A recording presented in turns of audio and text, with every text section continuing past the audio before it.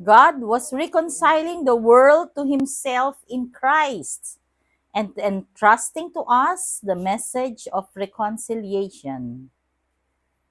Do not forget the poor, O Lord.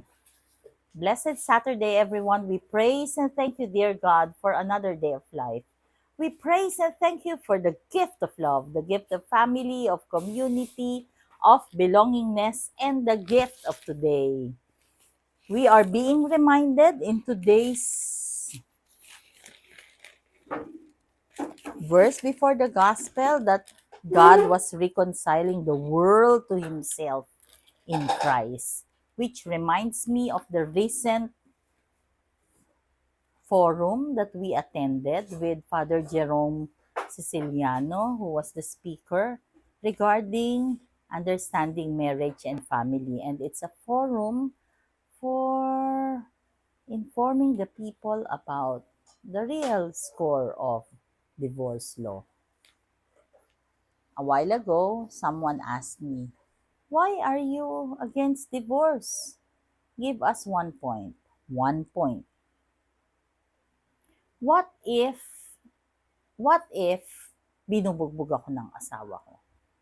Are you saying, I will stay with my husband, binubugbog niya nga ako?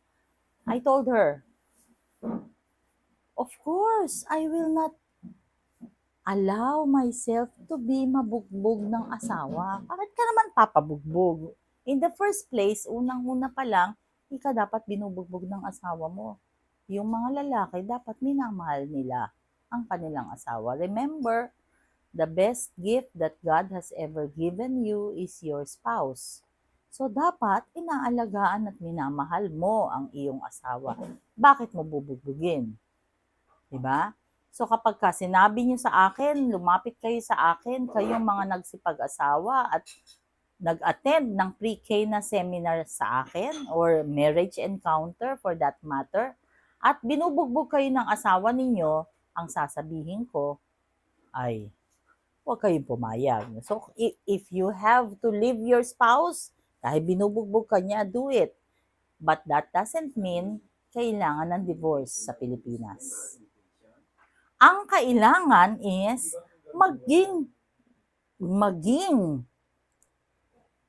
malakas o magkaroon ng ngipin ang batas. Kapag yung lalaki nang bubugbog ng asawa, dapat pwede ikulong. Unang punto de vista yan. Ikalawa, dapat kapag nakulong na siya, kasi ngayon, di ba, sinasabi, ano ba sinasabi? Ay, away mag-asawa yan, hindi tayo pwedeng makialam. Papatayin na nga yung babae, hindi mo pa papakialaman. Very wrong, di ba? Very wrong. Tapos, dapat magkaroon ng programa ang gobyerno para yung nakipaghiwalay sa asawa, yung mga solo parents, magkaroon ng livelihood program. At yung mga anak ay maging scholar, mabigyan ng ayuda para hindi matatakot ang mga binubugbog ng asawa na isuplong yung kanilang mga asawa sa pulis. At hindi dapat na sila ay magpabugbog. Sagot ba ang divorce doon? It will never be an answer.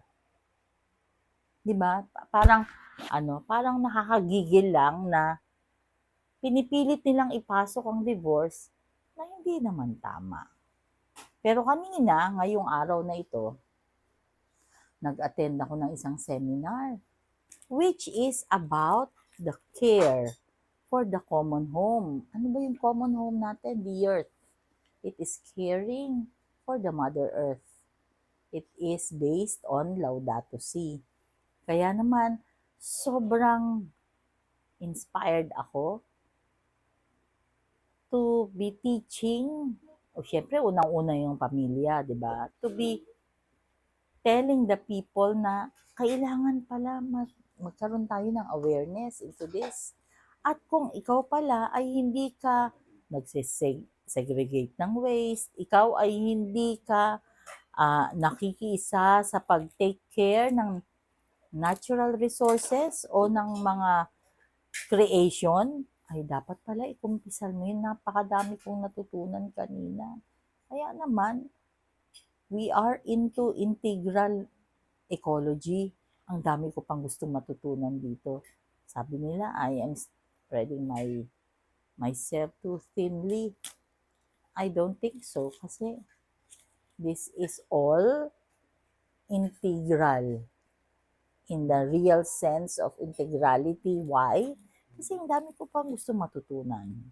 And ang sinasabi sa atin ng Ebanghelyo is we should reconcile with Christ. Ano ba yung ibig sabihin nun? Na tayo ay tinatawag upang sumunod sa Diyos.